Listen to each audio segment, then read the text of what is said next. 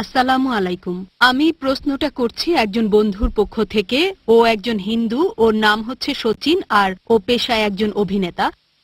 ওর প্রশ্নটা হলো এই যে মুসলিম মহিলাদের কবরস্থানে যাওয়ার অনুমতি নেই কেন, আর যদি মহিলাদের কবরস্থানে যাওয়ার অনুমতি নাই থাকে তার মধ্যে কি দরগাও পড়বে? বোন, আপনি প্রশ্ন করলেন যে মুসলিম মহিলাদের কবরস্থানে যাওয়ার অনুমতি নেই কেন। এই সম্পর্কে হাদিস আছে সহিহ বুখারীতে। সেখানে নবী বলেছেন তিনি মহিলাদের কবরস্থানে যেতে বাধা দিয়েছেন। কারণ হতে পারে অনেক, যেমন হয়তো তারা বেশি আবেগপ্রবণ, তারা হয়তো মানুষের মৃত্যুটা সহজভাবে মেনে নিতে পারবে না, এটা একটা কারণ। এছাড়াও আরো বেশ কিছু জায়গায় আমাদের নবী বলেছেন এই মহিলারা অনুমতি পাবে না তাদের কাজের কারণে। তার মানে কবরস্থানে যেতে বাধা দিয়েছেন তাদের কাজের জন্য। এই হচ্ছে কারণ যে মুসলিম মহিলারা কেন কবরস্থানে যেতে পারবে না। যদিও কিছু বিশেষজ্ঞ আছেন যারা বলেন যে কিছু হাদিসে উল্লেখ আছে যে নবী কয়েকজন মহিলাকে অনুমতি দিয়েছিলেন পরিস্থিতির উপর নির্ভর করে। এখন আপনার প্রশ্নের ব্যাপারে যদি বলতে হয় যে কবরস্থান সম্পর্কে, আমাদের নবী মুহাম্মদ সাল্লাল্লাহু আলাইহি ওয়াসাল্লাম বলেছেন যে তোমাদের উচিত কবরস্থানে যাওয়া যাতে আখিরাতের কথা তোমাদের মনে পড়ে।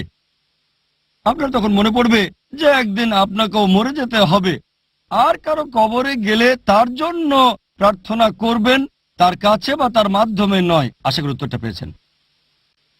হ্যাঁ ভাই, প্রথমে আপনার নাম আর পেশা, তারপর প্রশ্ন। আমার নাম কেদার, আরে আমার বন্ধু নাজিশ।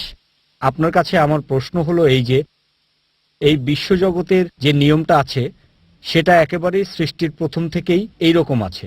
বিশ্বজগৎ সৃষ্টির সময় থেকে নিয়মগুলো একই রকম আছে। এখন ঈশ্বরের কি বিশ্বজগতের এই নিয়মগুলো বদলানোর কোনো ক্ষমতা আছে নাকি ক্ষমতা নেই? ঈশ্বর কেন বিশ্বজগতের এই নিয়ম কানুনগুলো কখনো বদলাননি? ঈশ্বরের যদি এই নিয়মগুলো বদলানোর ক্ষমতা না থাকে তাহলে তাকে ঈশ্বর বলবো কেন? ভাই, খুব সুন্দর প্রশ্ন করেছেন যে বিশ্বজগতের যে নিয়ম সেটা সৃষ্টির প্রথম থেকে একই রকম আছে।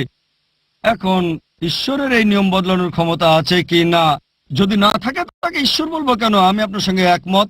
এখন এটা ঈশ্বর চান যে তিনি কিছু বদলাবেন না, সেই কারণে তিনি কিছু বদলাননি, তিনি আপনার কথা মতো চলবেন না। এখন আল্লাহ চান যে তিনি কিছু বদলাবেন না, আপনি চাচ্ছেন তিনি যেন বদলান, আল্লাহ আপনাকে মানবেন কেন?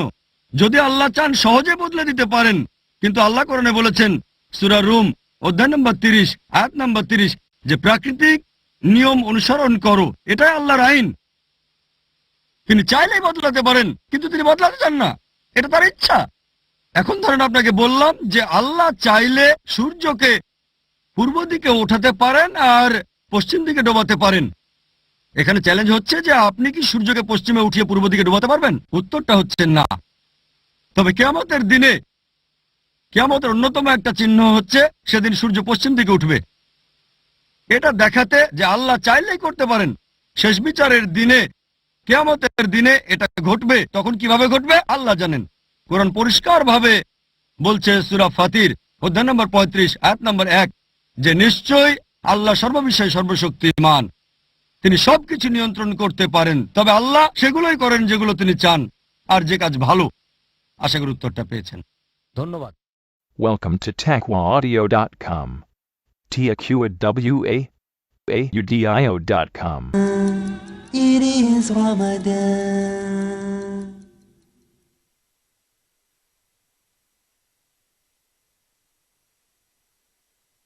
প্রিয় মুসলিম এবং অমুসলিম ভাই ও বোনেরা, আসসালামু আলাইকুম ওয়া রাহমাতুল্লাহি ওয়া বারাকাতুহু। আমাদের স্রষ্টা মহান আল্লাহ তাআলার দয়া, শান্তি ও রহমত আপনাদের সবার উপরে বর্ষিত হোক। এই অনুষ্ঠানে স্বাগতম। Ramzan a date with doctor Zakir. আমি আপনাদের হোস্ট ইউসুফ চেম্বার্স। আর আজকে আমাদের অনুষ্ঠানে আলোচনার টপিক রমজান, পবিত্র কোরআনের মাস, পর্ব 1। আসসালামু আলাইকুম। ওয়ালাইকুম আসসালাম রহমতুল্লাহ বারাকাতুহু।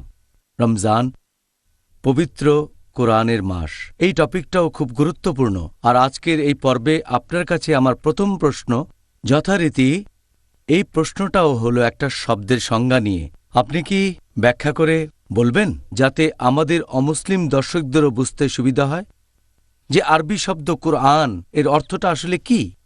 আলহামদুলিল্লাহ ওয়াসসালাতু ওয়াসসালাম আলা রাসূলিল্লাহ ওয়া আলা আলিহি ওয়া সাহবিহি আজমাইন আম্মা বাদ আউযু বিল্লাহি মিনাশ শাইতানির রাজীম বিসমিল্লাহির রহমানির রহিম রব্বি ইশরাহ লি সাদরি ওয়া ইয়াসসির লি আমরি ওয়াহলুল উকদাতাম মিন লিসানি ইয়াফকাহু কাওলি।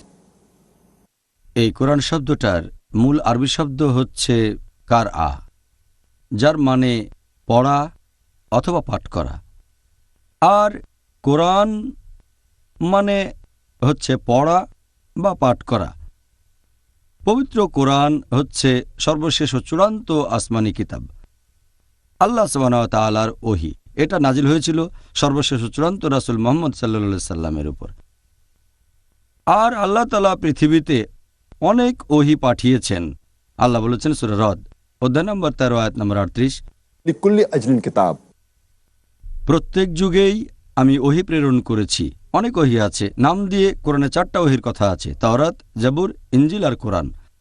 তাওরাত হলো সেই ওহী আসমানি কিতাব যেটা নাজিল হয়েছিল মুসা আলাইহিস সালামের উপর। জাবুর হলো সেই ওহী আসমানি কিতাব যেটা নাজিল হয়েছিল নবী দাউদ আলাইহিস সালামের উপর। আর ইনজিল হলো সেই আসমানি কিতাব যেটা নাজিল হয়েছিল ঈসা আলাইহিস সালামের উপর। আর কোরআন হলো সর্বশেষ চূড়ান্ত ওহী যেটা নাজিল হয়েছিল সর্বশেষ ও চূড়ান্ত রাসূল মুহাম্মদ সাল্লাল্লাহু আলাইহি সাল্লামের উপর। তাহলে যদি ওল্ড টেস্টামেন্ট আর নিউ টেস্টামেন্টের মতো ব্যাপার থাকে, পবিত্র কোরআন হচ্ছে লাস্ট টেস্টামেন্ট। তাহলে কোরআন হচ্ছে আল্লাহর ওহী, এটা আসমানি কিতাব। সাধারণ মানুষ মনে করে যে কোরআন হচ্ছে এই বইটা কোরআনের কপি। সঠিক আরবি শব্দটা হচ্ছে মুসহাফ। কোরআন আসলে একটা আসমানি কিতাব, আল্লাহ সুবহানাহু ওয়া তাআলার ওহী যেটা নাজিল হয়েছিল সর্বশেষ ও চূড়ান্ত নবী মুহাম্মদ সাল্লাল্লাহু আলাইহি সাল্লামের উপর। সাল্লাল্লাহু আলাইহি সাল্লাম। জাযাকাল্লাহ খায়ের। আমরা খুবই প্রাসঙ্গিক প্রশ্ন দিয়ে টপিকটা শুরু করলাম। এবার দ্বিতীয় প্রশ্ন যেটা এখন আপনাকে করতে চাই, সেই প্রশ্নটা হলো, আপনি কি বলবেন যে পবিত্র কোরআনে, এই কোরআনকে আল্লাহ সুবহানাহু ওয়া তাআলা কি কি নাম অথবা বৈশিষ্ট্য দিয়ে সম্বোধন করেছেন বা উল্লেখ করেছেন? এরকম তো অনেক আছে। আল্লাহ সুবহানাহু ওয়া তাআলা কোরআনকে বোঝাতে বিভিন্ন নাম ব্যবহার করেছেন, এগুলো পবিত্র কোরআনে আছে। আর আমি কয়েকটা বলছি যেগুলো এখানে মনে করতে পারি। আল্লাহ এই পবিত্র কোরআনকে বলেছেন ফুরকান, সঠিক আর বেঠিক বিচারের মানদণ্ড। সূরা ফুরকান অধ্যায় 25 আয়াত 1, এখানে পুরো একটা অধ্যায় 25 নাম দেওয়া হয়েছে ফুরকান, সঠিক আর বেঠিক বিচারের মানদণ্ড। এছাড়াও সূরা বাকারা অধ্যায় 2 আয়াত 185-তে ফুরকান শব্দ ব্যবহার হয়েছে। আল্লাহ সুবহানাহু ওয়া তাআলা এছাড়াও পবিত্র কোরআনকে বলেছেন তানজিল, তার মানে আসমানি কিতাব। সূরা শুরা অধ্যায় 26 আয়াত 192। এছাড়াও কোরআনকে বলা হয়েছে জিকির অর্থাৎ বাণী। সূরা আম্বিয়া অধ্যায় 21 আয়াত 50। পবিত্র কোরআনকে আরও বলা হয়েছে কিতাব অর্থাৎ বই। কিতাবের একটা মানে বই, এছাড়াও হতে পারে ওহী আসমানি কিতাব। সূরা ইউসুফ অধ্যায় 12 আয়াত 1। পবিত্র কোরআনকে বলা হয়েছে নূর অর্থাৎ আলো, আছে সূরা নিসা অধ্যায় 4 আয়াত 174। এছাড়াও কোরআনকে বলা হয়েছে হুদা মানে নির্দেশনা, সূরা বাকারা অধ্যায় 2 আয়াত 2। এছাড়াও সূরা বাকারা অধ্যায় 2 আয়াত 185। পবিত্র কোরআনকে বলা হয়েছে রাহমা মানে আশীর্বাদ, আছে সূরা লুকমানে অধ্যায় 31 আয়াত 3। এছাড়াও পবিত্র কোরআনকে বলা হয়েছে মাজিদ অর্থাৎ মহান, আছে সূরা বুরুজ অধ্যায় 85 আয়াত 21।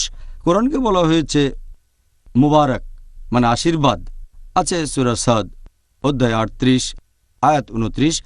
এছাড়াও কোরআনকে বলা হয়েছে বাশির মানে সুসংবাদ, সূরা ফুসিলাত অধ্যায় 41 আয়াত 4। কোরআনকে বলা হয়েছে নাদির মানে সতর্কবাণী, সূরা ফুসিলাত অধ্যায় 41 আয়াত 4। পবিত্র কোরআনকে বলা হয়েছে কালামুল্লাহ মানে আল্লাহর বাণী, সূরা তাওবা অধ্যায় 9 আয়াত 6। এছাড়াও পবিত্র কোরআনকে বলা হয়েছে মাওয়াজা তার মানে উপদেশ, সূরা আলে ইমরান অধ্যায় 3 আয়াত 138। পবিত্র কোরআনকে বলা হয়েছে শিফা মানে আরোগ্য, আছে সূরা ইসরা অধ্যায় 17 আয়াত 82।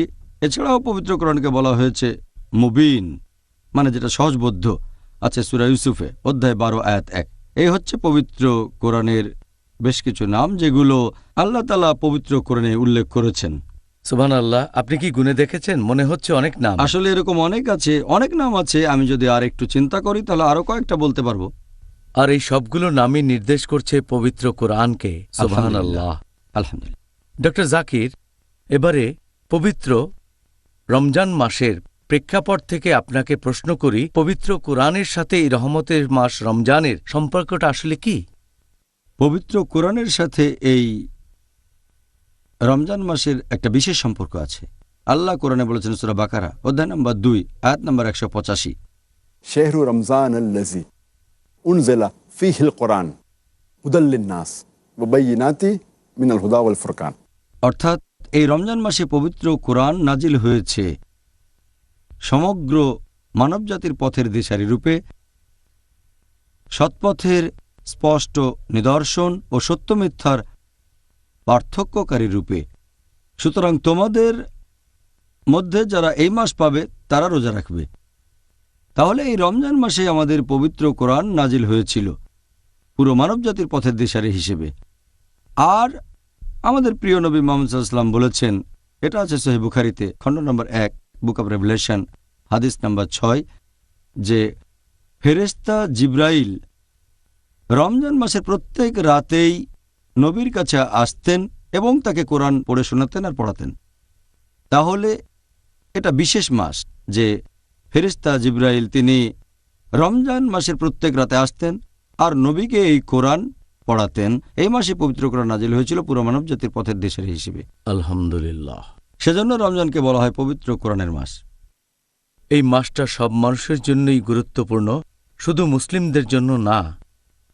ডক্টর জাকির, আপনি কি পিস টিভির দর্শকদের এই সর্বশেষ ও চূড়ান্ত কিতাব পবিত্র কোরআন পড়ার নিয়মকানুন সম্পর্কে কিছু বলবেন? পবিত্র কোরআন পাঠ করার বেশ কিছু নিয়মকানুন আছে। 1 নম্বর হচ্ছে, যখন কোরআন পাঠ করবেন এটা হবে শুধুমাত্র আল্লাহ তাআলার জন্য, শুধু তার রহমতের আশায়। 2 নম্বর, এটা হলে ভালো যে কোরআন পাঠ করার সময় আপনি থাকবেন ওযু করা অবস্থায়। 3 নম্বর, যে জায়গায় কোরআন রেখে পাঠ করছেন সেটা পরিষ্কার হবে। 4 নম্বর, সময়টা হবে খুব ভালো সময়। 5 নম্বর, এটা করলে ভালো হয় যদি কিবলার দিকে মুখ করে কোরআন পাঠ করেন, করলে ভালো তবে আবশ্যক না। 6 নম্বর, আপনার নিয়ত আর আপনার মনোযোগটা থাকবে কোরআনের প্রতি, কোরআন পাঠ করার দিকে মনোযোগ দেবেন।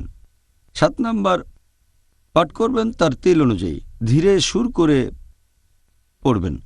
8 নম্বর, তাজউইদ সঠিক হতে হবে, মাখারিজ উচ্চারণ হবে সুন্দর।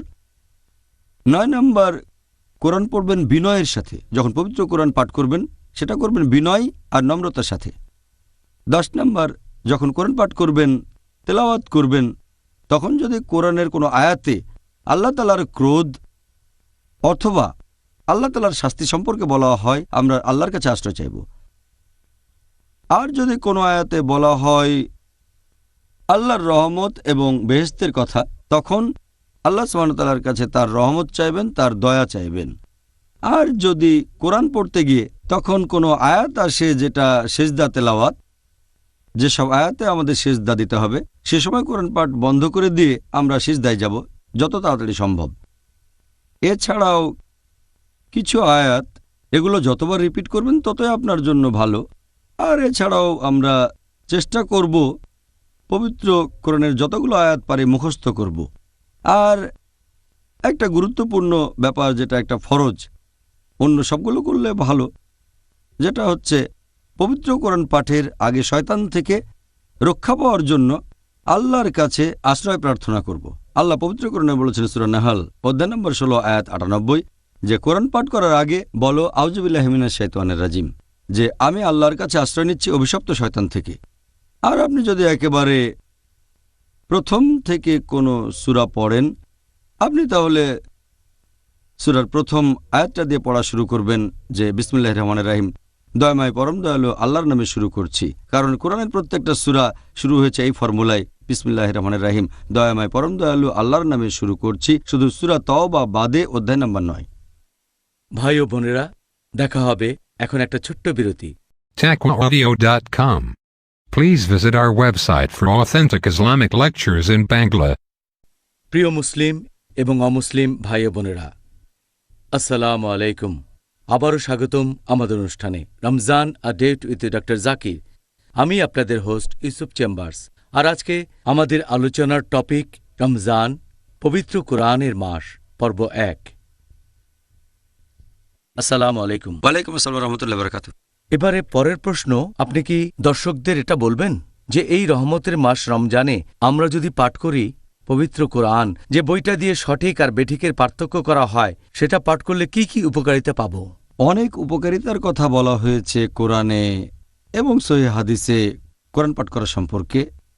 একটা হাদিস আছে সহিহ বুখারীতে, খণ্ড নম্বর 3, বুক অব ফাস্টিং, হাদিস নম্বর 1902, যে নবী মুহাম্মদ সাল্লাল্লাহু আলাইহি সাল্লাম ছিলেন সবচেয়ে উদার হৃদয় মানুষ, আর পবিত্র রমজান মাসে তিনি উদারতার সর্বোচ্চ সীমায় থাকতেন এবং ফেরেশতা জিব্রাইল প্রতি রাতে আসতেন, নবীকে কোরআন পড়ে শোনাতেন আর পড়াতেন, এবং তাঁর উদারতা প্রচণ্ড বেগে বয়ে চলা প্রবল বাতাসের চেয়েও শক্তিশালী ছিল।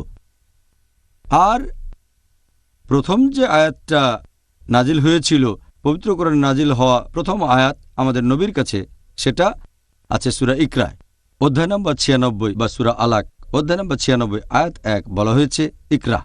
আর ফেরেশতা জিব্রাইল যখন কোরআনের এই প্রথম শব্দটা বলেছিলেন নবীর কাছে, তিনি তখন ছিলেন হেরা গুহায়, জাবলে নূর। নবী যখন এই শব্দটা শুনলেন ইকরা, He said, "Ma ana biqari." আমি পড়তে জানি না, তখন ফেরেশতা জিব্রাইল আবার বললেন ইকরা, নবী আবার বললেন, "Ma ana biqari." আমি তো পড়তে জানি না। ফেরেশতা জিব্রাইল তখন আবারও বললেন ইকরা। নবী তখন বুঝতে পারলেন যে ইকরার আরেকটা মানে হচ্ছে পাঠ করা, আবৃত্তি। একটা অর্থ পড়া, আরেকটা হচ্ছে পাঠ করা বা আবৃত্তি করা। নবী তখন বললেন ইকরা। In the Revelation game, "Iqra bismi rabbikal ladzi khalaq. Khalaqal insana min alaq." পড়ো, পাঠ করো তোমার প্রতিপালকের নামে, যিনি সৃষ্টি করেছেন, যিনি মানুষকে সৃষ্টি করেছেন জোকের মতো ঝুলে থাকা বস্তু থেকে। তাহলে পাঠ করা গুরুত্বপূর্ণ, তবে প্রতিপালকের নামে পাঠ করা আরও বেশি গুরুত্বপূর্ণ। আর এই পবিত্র কিতাব পাঠ করলে অনেক উপকারিতা আছে। আমাদের প্রিয় নবী বলেছেন, এই হাদিসটা আছে তিরমিজিতে, হাদিস নাম্বার 2910। সেখানে আমাদের প্রিয় নবী বলেছেন যে তোমরা আল্লাহর এই কিতাবের যতগুলো অক্ষর পাঠ করবে এই পবিত্র কোরআন থেকে, সেজন্য রহমত পাবে। আর প্রত্যেক রহমত সেটার সমান হচ্ছে 10টা হাসানাত, 10টা আশীর্বাদ। আল্লাহর এই কিতাব পাঠ করলে প্রত্যেক অক্ষরের জন্য পুরস্কার পাবে, প্রত্যেক পুরস্কার সমান 10 হাসানাত। আর আলিফ লাম মিম, এটা একটা অক্ষর না, আলিফ একটা অক্ষর, লাম একটা অক্ষর, মিম আর একটা অক্ষর, তাহলে 10 যোগ 10 যোগ 10, আপনি 30টা আশীর্বাদ পাবেন যদি বলেন আলিফ লাম মিম। আর আমাদের প্রিয় নবী বলেছেন, এটা আছে সহিহ বুখারীতে, খণ্ড নম্বর 6, হাদিস নাম্বার 5027। নবী বলেছেন, "Khayrukum man ta'allamal Qur'ana wa 'allamahu." তোমাদের মধ্যে সবচেয়ে সেরা হলো সে যে কোরআন পাঠ করে আর অন্যদের শেখায়, যে নিজে কোরআন শেখে আর অন্যকে শেখায়। তার মানে কোরআন শেখা এবং অন্যকে শেখানো দুটোই যথেষ্ট গুরুত্বপূর্ণ। আমাদের প্রিয় নবী মুহাম্মদ সাল্লাল্লাহু আলাইহি ওয়াসাল্লাম বলেছেন, এটা আছে সহিহ মুসলিমে, খণ্ড নম্বর 2, বুক অব সালাহ, হাদিস নাম্বার 1757, যে পবিত্র কোরআন পাঠ করলে সেটা সেই লোকের মধ্যস্থতাকারী হিসেবে রোজ কিয়ামতের দিন কাজ করবে। কোরআন আপনার মধ্যস্থতাকারী হবে রোজ কিয়ামতের দিনে, শেষ বিচারের দিনে। এছাড়া আরও একটা সহিহ হাদিস আছে মুসনাদ আহমদে, খণ্ড নম্বর 2, হাদিস নম্বর 6625। বলা হয়েছে যে রোজা এবং কোরআন মধ্যস্থতাকারী হিসেবে কাজ করবে রোজ কিয়ামতের দিনে, শেষ বিচারের দিনে। আর রোজা তখন আল্লাহকে বলবে যে এই লোক আমার কারণে বিরত থেকেছে পানাহার থেকে আর আকাঙ্ক্ষা থেকে, তাই আমি এর পক্ষে মধ্যস্থতা করছি। আর কোরআন তখন বলবে যে এই লোক আমার জন্য নিদ্রা ত্যাগ করেছে, তাই আমি এর পক্ষে মধ্যস্থতা করব শেষ বিচারের দিনে। তাহলে কোরআন শেষ বিচারের দিনে মধ্যস্থতাকারী হিসেবে কাজ করবে।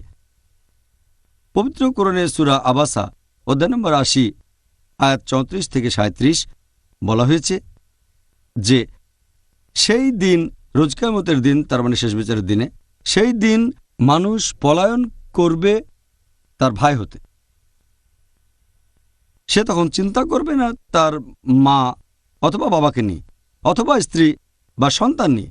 সে চিন্তা করবে না তার বাবা, তার মা, ভাই বা স্ত্রী বা সন্তানের কথা। সে তখন নিজেকে নিয়ে এত বেশি চিন্তিত থাকবে যে সে তখন অন্য মানুষকে নিয়ে চিন্তা করতে পারবে না। এটা হবে রোজ কিয়ামতের দিনে, পুনরুত্থানের দিবসে। প্রত্যেকে শুধু নিজেকে নিয়ে চিন্তা করবে, আর কোরআন কাজ করবে মধ্যস্থতাকারী হিসেবে। এটা আছে সহিহ বুখারীতে, খণ্ড নম্বর 6, হাদিস নম্বর 5011। একজন সাহাবা কোরআন পাঠ করছিলেন, ঘোড়া বাঁধা আছে দুটো রশিতে। তখন সাহাবা দেখলেন মেঘ নেমে আসলো, আর ঘোড়াটা খুব ভয় পেয়ে গেল। সাহাবা পরে নবীর কাছে গেলেন। নবী বললেন, জানো কি ঘটেছে? তিনি বললেন, না, ফেরেশতাগণ নেমে এসেছিলেন তোমার কোরআন পাঠ শোনার জন্য। আরেকটা হাদিস সহিহ বুখারীতে, খণ্ড নম্বর 6, হাদিস নাম্বার 5018 বলা হয়েছে, এক সাহাবা কোরআন পাঠ করছেন, তখন দেখলেন যে একটা মেঘ নেমে আসলো, সেখানে অনেক আলো জ্বলছে। তিনি বাইরে এসে ব্যাপারটা দেখলেন, তারপর নবীর কাছে গেলেন। আর নবী বললেন, তুমি কি জানো সেটা কি ছিল? তারপর নবী বললেন, ওই মেঘে করে ফেরেশতাগণ নেমে এসেছিলেন তোমার কোরআন পাঠ শোনার জন্য। যদি তুমি পড়ে যেতে, তারা সেখানে থাকতেন ভোর পর্যন্ত, লোকজন সেটা দেখতে পেত, তারপরে তারা মিলিয়ে যেতেন। আরও একটা হাদিস আছে সহিহ মুসলিমে, খণ্ড নম্বর 2, বুক অব সালাহ, হাদিস নাম্বার 1757। যদি দুটো সূরা পড়ো, তার মানে সূরা বাকারা এবং সূরা আলে ইমরান, তাহলে নেমে আসবে দুটো মেঘ বা দুটো চাঁদোয়া অথবা দুটো পাখির ঝাঁক, তোমার মধ্যস্থতাকারী হবে। এছাড়া আরও একটা হাদিস আছে সহিহ মুসলিমে, হাদিস নাম্বার 6518। আমাদের নবী মুহাম্মদ সাল্লাল্লাহু আলাইহি ওয়াসাল্লাম বলেছেন যে যদি কেউ আল্লাহর ঘরে পবিত্র কোরআন পাঠ করে, মানে মসজিদে, যখন লোকজন আসে আল্লাহ তাআলার ঘরে মসজিদে, যখন তারা কোরআন পাঠ করে, আর যদি তারা কোরআন শেখে এবং অন্যদের শেখায়, তাহলে তাদের জন্য থাকবে প্রশান্তি, তারা থাকবে শান্ত, আর ফেরেশতাগণ নেমে আসবেন এবং তাদের জন্য আশীর্বাদ করবেন। আরও একটা হাদিস আছে সহিহ বুখারীতে, খণ্ড 6, হাদিস নাম্বার 4474। আমাদের নবী মুহাম্মদ সাল্লাল্লাহু আলাইহি ওয়াসাল্লাম একজন সাহাবাকে বলেছেন, তখন তারা মসজিদের ভেতরে, যে আমি তোমাকে কোরআনের শ্রেষ্ঠ সূরাটার কথা বলবো মসজিদ থেকে যাওয়ার আগে। কিছুক্ষণ পরে নবী যখন মসজিদ থেকে বেরিয়ে যাচ্ছেন, সাহাবা মনে করিয়ে দিলেন, পবিত্র কোরআনের কোন সূরাটা সবচেয়ে সেরা, সেটাকে আমাকে বলবেন। নবী বললেন, আলহামদুলিল্লাহি রাব্বিল আলামিন, তার মানে সূরা ফাতিহা, কোরআনের এই 7টা আয়াত। আরও একটা হাদিস আছে সহিহ বুখারীতে, খণ্ড 6, হাদিস নাম্বার 5009। আমাদের নবী মুহাম্মদ সাল্লাল্লাহু আলাইহি ওয়াসাল্লাম বলেছেন যে যদি কেউ সূরা বাকারার শেষ 2 আয়াত পাঠ করে রাতের বেলায়, সে নিরাপদে থাকবে। প্রিয় নবী মুহাম্মদ সাল্লাল্লাহু আলাইহি ওয়াসাল্লাম বলেছেন, আছে সহিহ মুসলিমে, খণ্ড নম্বর 2, বুক অব সালাহ, হাদিস নাম্বার 1766। নবী বলেছেন, যদি কেউ সূরা কাহফের প্রথম 10টা আয়াত মুখস্থ করে, সে তাহলে দাজ্জাল থেকে নিরাপদে থাকবে। আর ঠিক এর পরের হাদিস সহিহ মুসলিম, খণ্ড নম্বর 2, বুক অব সালাহ, হাদিস নাম্বার 1767। যদি কেউ সূরা কাহফের শেষ 10 আয়াত মুখস্থ করে, সে তাহলে দাজ্জাল থেকে নিরাপদে থাকবে। আরও একটা হাদিস আছে সহিহ মুসলিমে, খণ্ড নম্বর 2, বুক অব সালাহ, হাদিস নাম্বার 1768। আমাদের প্রিয় নবী মুহাম্মদ সাল্লাল্লাহু আলাইহি ওয়াসাল্লাম বলেছেন যে, হে আবু মনজির, তুমি কি জানো পবিত্র কোরআনের সবচেয়ে শ্রেষ্ঠ আয়াত কোনটা? তিনি বললেন যে আল্লাহর রাসূল সবচেয়ে ভালো জানেন। নবী আবার প্রশ্ন করলেন, হে আবু মনজির, তুমি কি জানো পবিত্র কোরআনের সবচেয়ে শ্রেষ্ঠ আয়াত কোনটা? নবী তারপর পড়া শুরু করলেন আয়াতুল কুরসি। আল্লাহু লা ইলাহা হাইয়ুল কাইয়্যুম লা তাখুযুহু সিনাতুন ওয়া লা নাওম। তারপর নবী বললেন, কোরআনের জ্ঞান নিয়ে তুমি আরও তৃপ্তিকর হবে। কোরআনের সবচেয়ে শ্রেষ্ঠ আয়াত আয়াতুল কুরসি। সূরা বাকারা অধ্যায় নম্বর 2 আয়াত 255। আর এটা আছে সহিহ মুসলিমে খণ্ড নম্বর 2 বুক অব সালাহ হাদিস নাম্বার 1774। নবী বলেছেন যে দুটো সূরা নাজিল করা হয়েছে যেগুলো আগে কেউ দেখেনি অথবা শোনেনি। আর সূরা দুটো হচ্ছে সূরা ফালাক এবং সূরা নাস। আমি আশ্রয় চাচ্ছি উষার স্রষ্টার কাছে। কুল আউযু বিরাব্বিল ফালাক, আর কুল আউযু বিরাব্বিন নাস। বলো আমি আশ্রয় চাচ্ছি মানুষের প্রতিপালকের কাছে। এই দুটো সূরা হচ্ছে মুআদাতাইন, আর আপনাকে রক্ষা করবে শয়তান থেকে। এই হচ্ছে পবিত্র কোরআন পড়া বা পাঠ করার কিছু উপকারিতা। এছাড়াও পবিত্র কোরআনে আরও অনেক আয়াত আছে, অনেক সহিহ হাদিস আছে যেখানে কোরআন পাঠের উপকারিতার কথা বলা হয়েছে। আলহামদুলিল্লাহ। আলহামদুলিল্লাহ। ভাই ও বোনেরা, দেখা হবে এখন একটা ছোট্ট বিরতি। আসসালামু আলাইকুম। TaqwaAudio.com. Please visit our website for authentic Islamic lectures in Bangla. প্রিয় মুসলিম এবং অমুসলিম ভাই ও বোনেরা, আসসালামু আলাইকুম। আবারও স্বাগতম আমাদের অনুষ্ঠানে Ramzan a date with doctor Zakir. আমি আপনাদের হোস্ট ইউসুফ চেম্বার্স। আর আজকে আমাদের আলোচনার টপিক রমজান, পবিত্র কোরআনের মাস, পর্ব 1। আসসালামু আলাইকুম। ওয়ালাইকুম আসসালাম রহমতুল্লাহ বারাকাতুহু। এটা পুরোপুরি সত্যি যে পুরো পৃথিবী জুড়ে মানুষ সবচেয়ে বেশি যে বইটা পড়ে সেটা হচ্ছে এই পবিত্র কোরআন। আলহামদুলিল্লাহ, আলহামদুলিল্লাহ। পৃথিবী জুড়ে অনেক মানুষ পবিত্র কোরআন পাঠ করেন, আর তাদের বেশিরভাগই আরব নন। দুর্ভাগ্যজনকভাবে অনেকেই এই আরবি ভাষা আসলে বুঝতেই পারেন না বেশিরভাগ কথাই। তাহলে তারা কোরআন পাঠ করছেন কিছু না বুঝেই। অনেক জায়গায় দেখা যায়। এখন আমরা মুসলিম ভাই বোনদের কিভাবে উৎসাহিত করব যাতে তারা কোরআন পড়বেন অর্থ বুঝে, যাতে করে তারা কোরআন পাঠ করার উপকারিতা আরও বেশি পরিমাণে গ্রহণ করতে পারে। আপনি ঠিকই বলেছেন যে পবিত্র কোরআনের অনেক উপকারিতা এক নাগাড়ে বলে যেতে পারবো। কোরআনের অনেক উপকারিতা আছে, কয়েকশো হবে। পবিত্র কোরআন হচ্ছে পৃথিবীর সবচেয়ে পজিটিভ বই। এটা মানবতার ঘোষণাপত্র। এটা হচ্ছে দয়া এবং জ্ঞানের ঝর্ণাধারা। এটা হচ্ছে অমনোযোগীদের জন্য সতর্কবাণী, বিপথগামীর পথনির্দেশ, আর সন্দেহবাদীদের জন্য নিশ্চয়তা। এটা নিপীড়িতের সান্ত্বনার বাণী আর হতাশাগ্রস্তদের আশার আলো। এটা কিভাবে সম্ভব যে কোরআনের উপকারিতাগুলো পাব যদি আমরা কোরআন না পড়ি, যদি কোরআনের অর্থ না বুঝি, যদি আয়াতগুলো নিয়ে চিন্তাভাবনা না করি, যদি কোরআনের আয়াতগুলো জীবনে প্রয়োগ না করি, সেগুলো প্র্যাকটিস না করি? আর আপনি ঠিকই বলেছেন, পৃথিবীতে যে বইটা সবচেয়ে বেশি পড়া হয় সেটা হচ্ছে কোরআন। তবে দুর্ভাগ্যজনকভাবে না বুঝে সবচেয়ে বেশি পড়া বইটাও এই কোরআন। এটা খুবই দুর্ভাগ্যজনক হবে যদি কেউ কোরআনের কাছে এসে খালি হাতে ফিরে যায়, আত্মার উন্নতি না হয়, হৃদয় নাড়া না দেয়, জীবন না বদলায়। উপকারিতা পেতে গেলে কোরআন পাঠের পাশাপাশি এটাও আবশ্যিক যে কথাগুলো বুঝতে পারবেন। আপনি কোরআনের আয়াতের অর্থ নিয়ে চিন্তা ভাবনা করবেন, সেই নির্দেশগুলো প্রয়োগ করবেন যেগুলো আল্লাহ মানুষ জাতিকে দিয়েছেন, সেগুলো প্র্যাকটিস করবেন। আমরা দেখি দু ধরনের মানুষ মুসলিমদের মাঝে।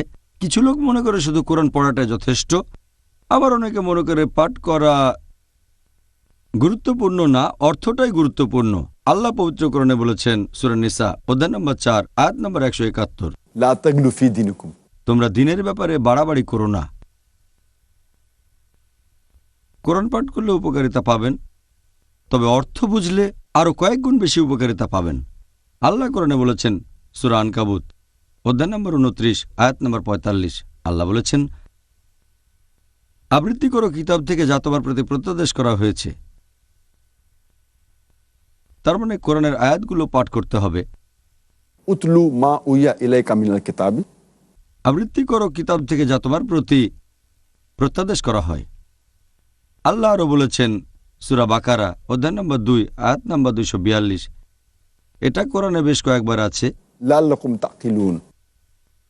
তারা কি বুঝতে পারে না? তার মানে এই বইয়ের কথা আপনি বুঝতে পারবেন। আর এটাও খুব গুরুত্বপূর্ণ যে আমরা বইটার কথাগুলোর অর্থ বুঝব, পাঠ করব, তার পাশাপাশি এর অর্থ বুঝব। কোরআন পাঠ করলে আপনি অনেক উপকার পাবেন, এ ব্যাপারে আগে বলেছি।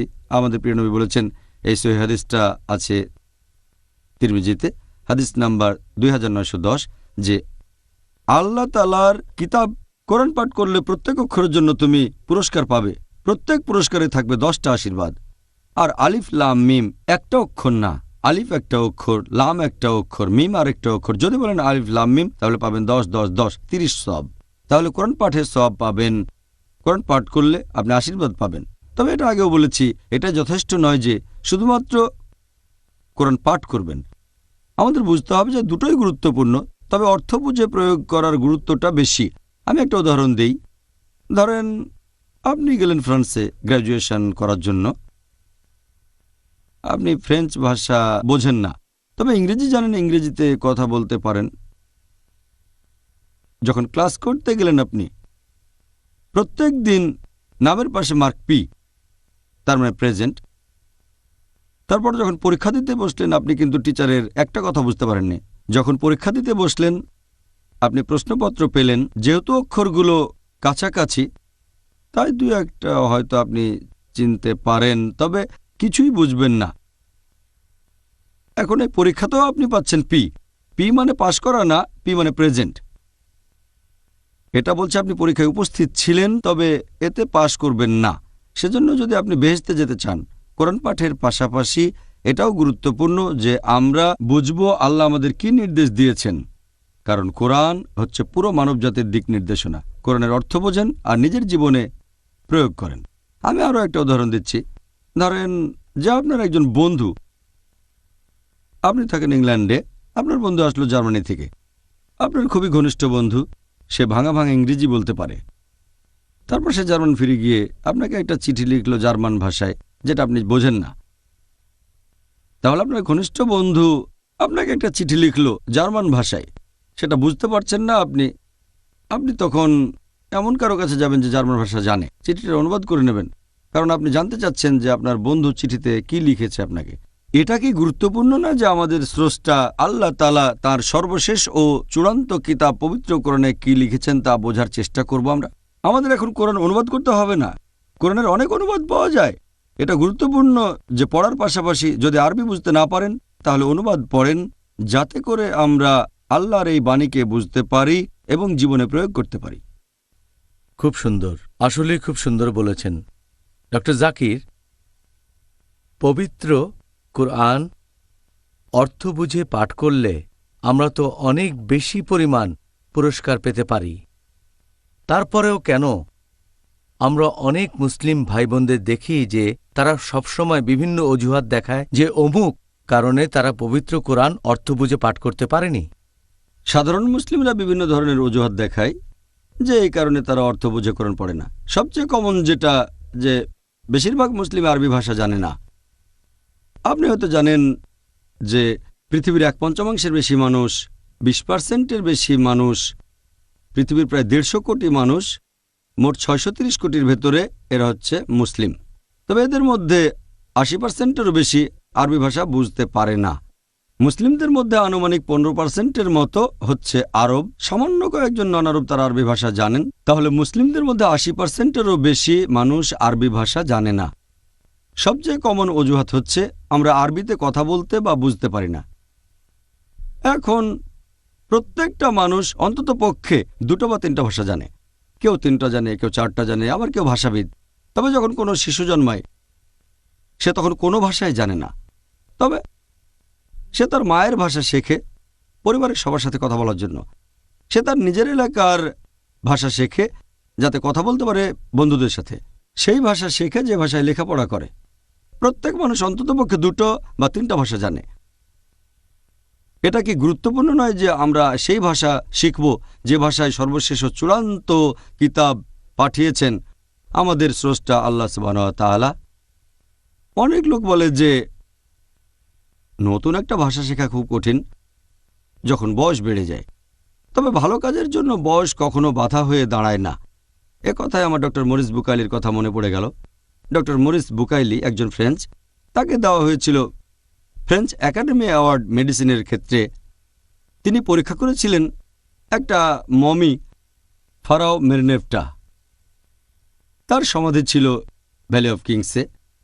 তিনি যখন মিশরে গেলেন পরীক্ষা নিরীক্ষা করার জন্য, সেখানে একজন মুসলিম বলল, তোমরা মমি পেয়েছো, এতে অবাক হওয়ার কিছু নেই। কথা কোরআনে বলা আছে সূরা ইউনূস অধ্যায় নম্বর 10 আয়াত 92 যে আল্লাহ তাআলা ফেরাউনের দেহ রক্ষা করবেন পরবর্তীকালের জন্য নিদর্শন হিসেবে।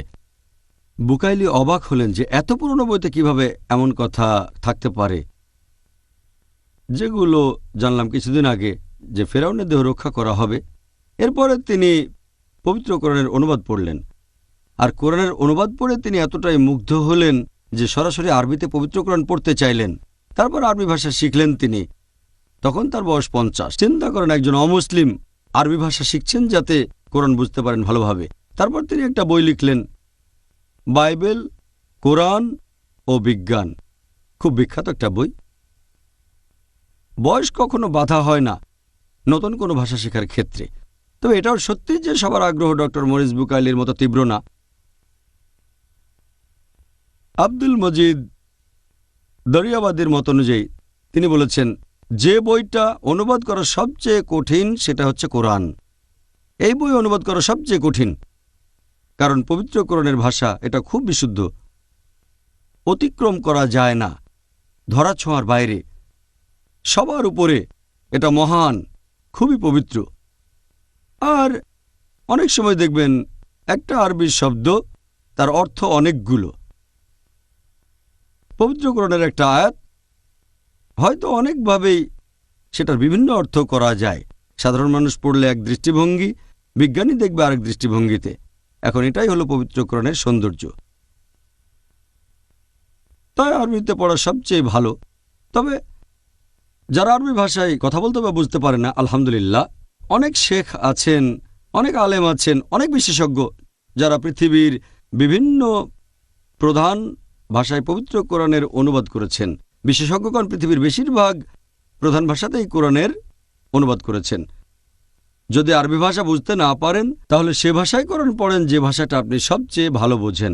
যদি ইংরেজি ভালো বোঝেন ইংরেজি অনুবাদ পড়েন, যদি ফ্রেঞ্চ বোঝেন তাহলে ফ্রেঞ্চ পড়েন, জার্মান বুঝলে জার্মান পড়েন, বাংলা বুঝলে বাংলাতে পড়েন। সেই ভাষাতেই পড়েন যেটা সবচেয়ে ভালো বোঝেন। এটা গুরুত্বপূর্ণ যে সেই ভাষায় কোরআন পড়ব যেটা সবচেয়ে ভালো বুঝি। এটা কোনো অজুহাত না যে আরবি জানি না, সে ভাষায় পড়েন যেটা ভালো বোঝেন। আর আলহামদুলিল্লাহ পৃথিবীর বেশিরভাগ প্রধান ভাষায় আমরা পবিত্র কোরআনের অনুবাদ এখন পড়তে পারি। পবিত্র কোরআনের অনুবাদ পৃথিবীর বেশিরভাগ প্রধান ভাষাতে পাওয়া যাবে। এছাড়াও মুসলিমরা আরও অনেক অজুহাত দেয় যে তারা ব্যবসার কাজে ব্যস্ত থাকে, চাকরিতে অথবা লেখাপড়ায়, তাই পবিত্র কোরআনের অনুবাদ পড়তে পারে না। আমাদের অনেকেই হয়তো স্কুলে যায় অথবা ভার্সিটিতে যায় বা কলেজে।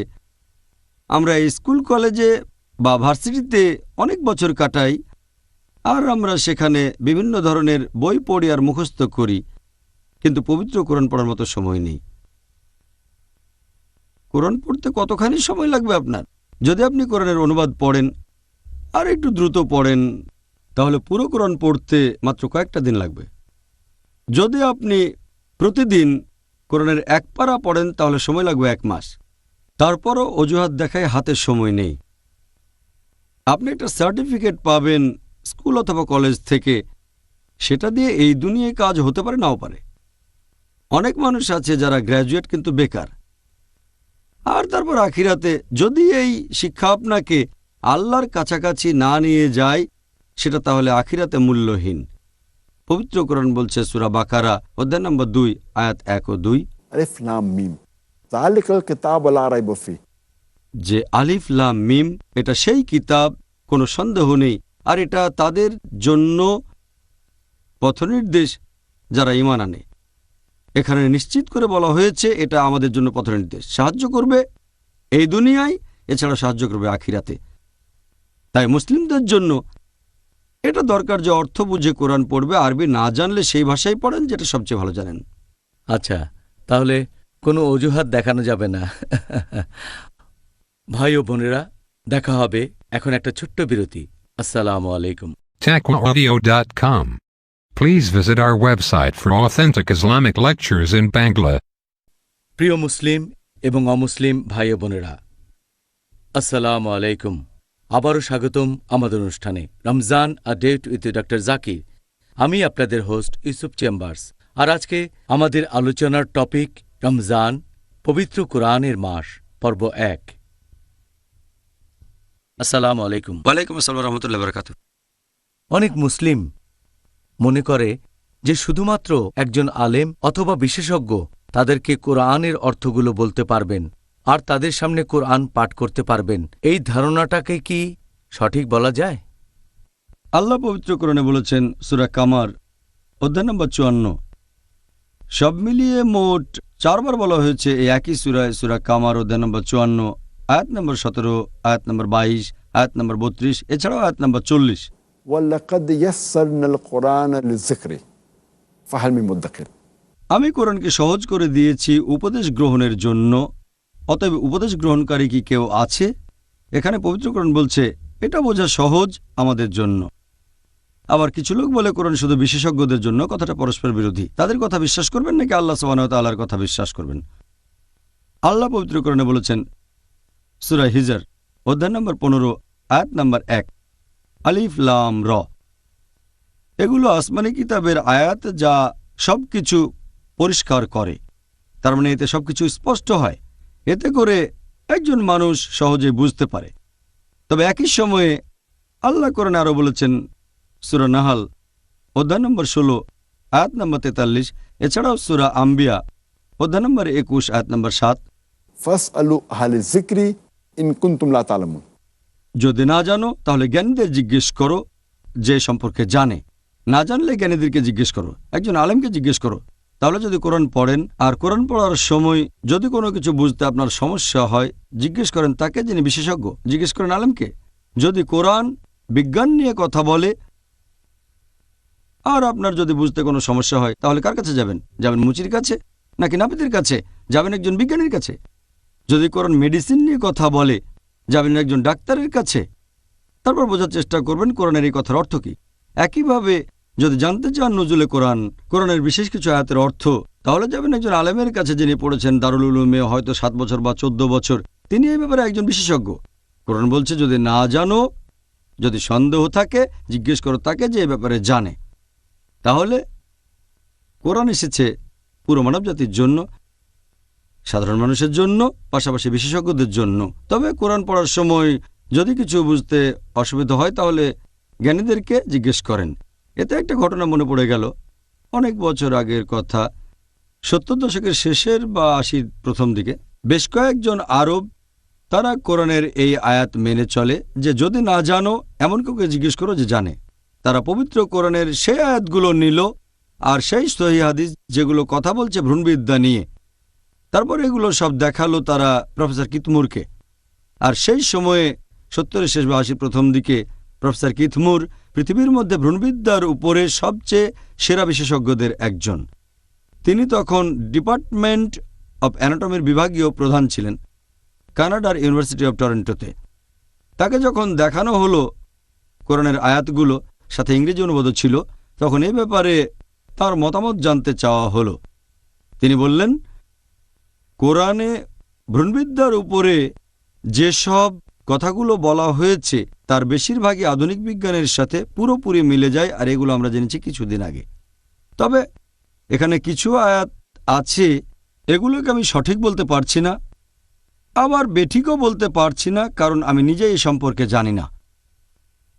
এরকম দুটো আয়াত হচ্ছে কোরআনে নাজিল হওয়া প্রথম আয়াতগুলো, সূরা ইকরা বা সূরা আলাক অধ্যায় নম্বর 96, আয়াত 1 ও 2 বলা হয়েছে ইকরা বিসমি রাব্বিকাল্লাযী খালাক খালাকাল ইনসানা মিন আলাক। পড়ো, পাঠ করো, ঘোষণা করো তোমার প্রতিপালকের নামে যিনি সৃষ্টি করেছেন, যিনি সৃষ্টি করেছেন মানুষকে ঝোঁকের মতো ঝুলে থাকা একটা বস্তু থেকে।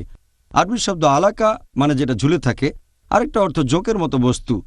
প্রফেসর কিতমুর বললেন আমি এটা জানি না যে ভ্রূণের প্রাথমিক অবস্থা কেমন থাকে।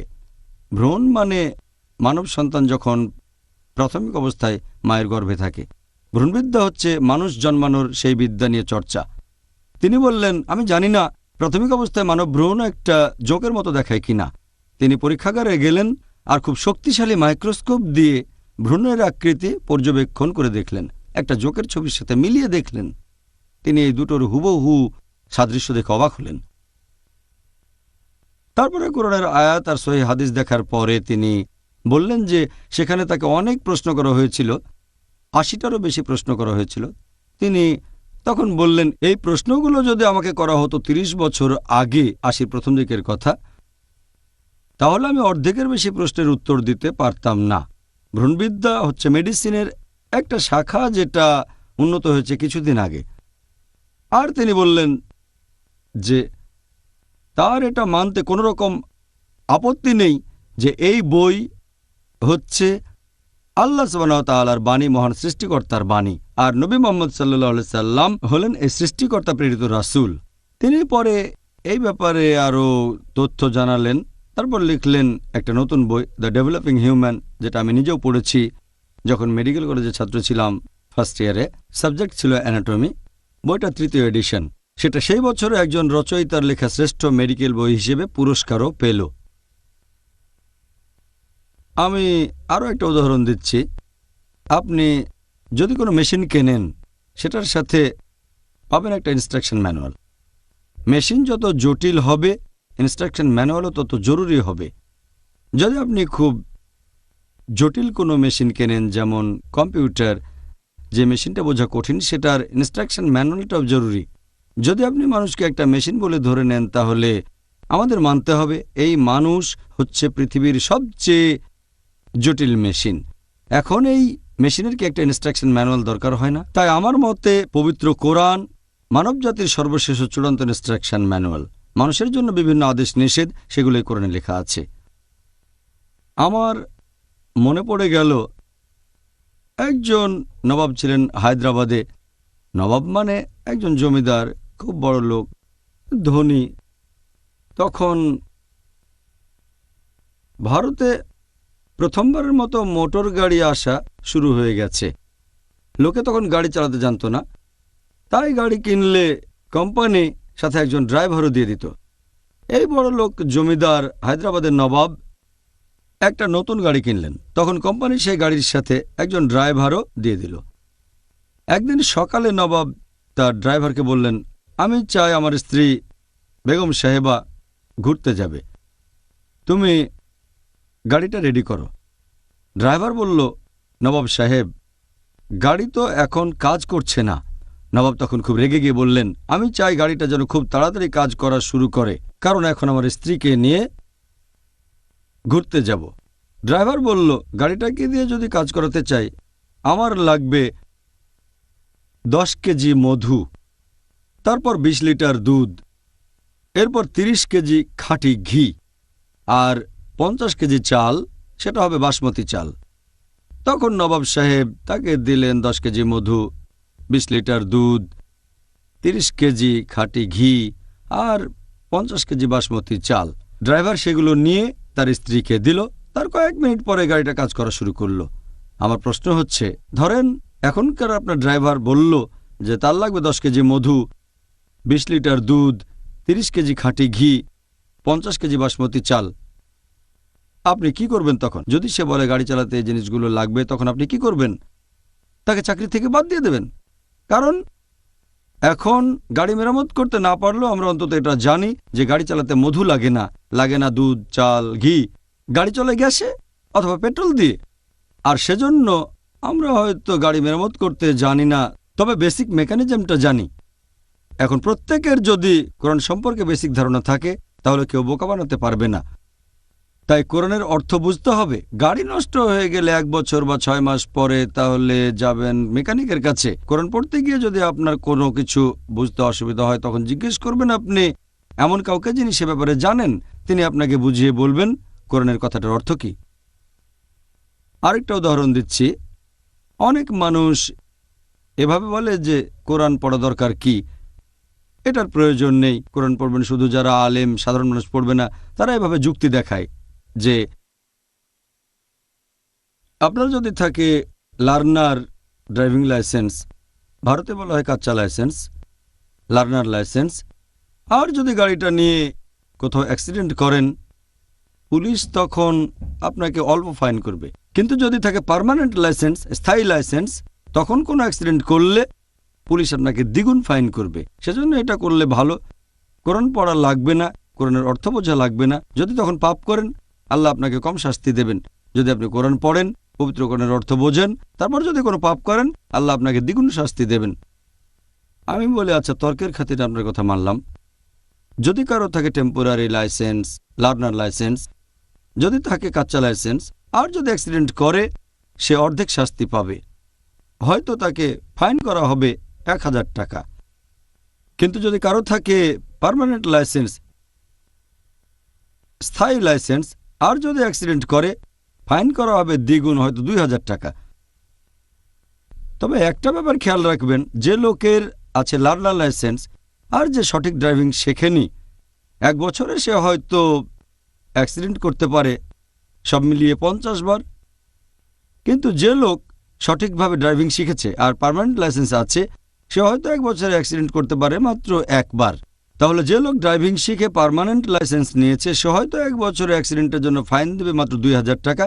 কিন্তু যে লোকের আছে লার্নার লাইসেন্স সে হয়তো মোট 50 বার অ্যাক্সিডেন্ট করবে আর 1 বছরে ফাইন দেবে 50,000 টাকা। তাই এটাই সবচেয়ে ভালো যে আপনি করবেন একটা পার্মানেন্ট লাইসেন্স।